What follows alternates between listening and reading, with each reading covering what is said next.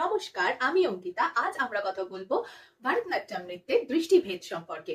অভিনয় দর্পণ অনুসারে ভরতনাট্যম নৃত্যে টোটাল 8 রকমের দৃষ্টিভেদ রয়েছে। 8 রকমের দৃষ্টিভেদের মধ্যে প্রথম দৃষ্টিভেদ হলো সমাদৃষ্টি, অর্থাৎ সোজা তাকিয়ে থাকা, সমাদৃষ্টি। এরপর আসছে আলোকিতা, অর্থাৎ চোখটা আমরা রাউন্ড শেপে ঘোরাবো।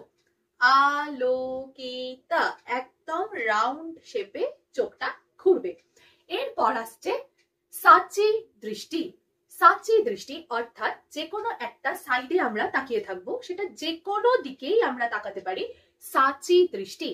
এরপর আসছে প্রলোকিতা, অর্থাৎ দু সাইডে যখন আমরা সুন্দর করে দৃষ্টি দিই, সেটা হচ্ছে প্রলোকিতা।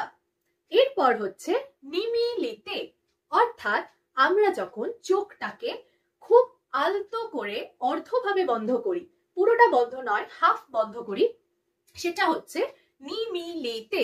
এরপর আসছে উল্লোকিতা, অর্থাৎ উপরের দিকে তাকানো, চোখটা আপ সাইডে থাকবে, উল্লোকিতা।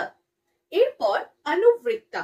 প্রলোকিতা যেমন আমরা সাইডে ঘুরিয়েছি, অনুবৃত্তা হচ্ছে ওপর নিচ, ওপর নিচ।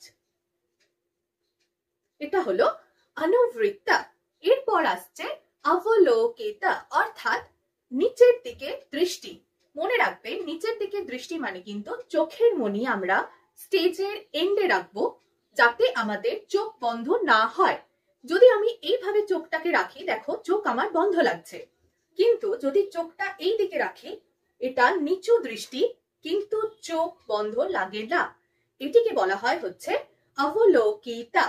এরকম সহজ ভাষায় ভরতনাট্যম নৃত্য সম্বন্ধে আরো জানতে হলে অবশ্যই স্ক্রিনে দেওয়া নম্বরে যোগাযোগ করো এবং আমার চ্যানেলটাকে অবশ্যই সাবস্ক্রাইব করে দিও ভিডিওটি ভালো লাগলে। ধন্যবাদ।